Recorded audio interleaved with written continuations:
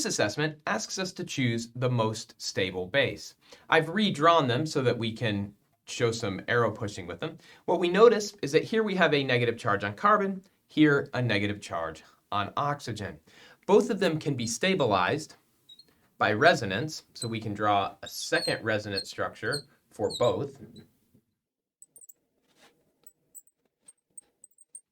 And when we do that, we can now compare both of them being more stable. Because resonance is possible, we now have more structures that we can do the comparison between. The one on the left has the negative charge either or at the same time, because of the concept of resonance, on oxygen and carbon. Whereas for the carboxylate, we have that negative charge on oxygen or oxygen and oxygen because of resonance. Having the negative charge delocalized over two electronegative atoms is better. As a result, the carboxylate is the more stable base.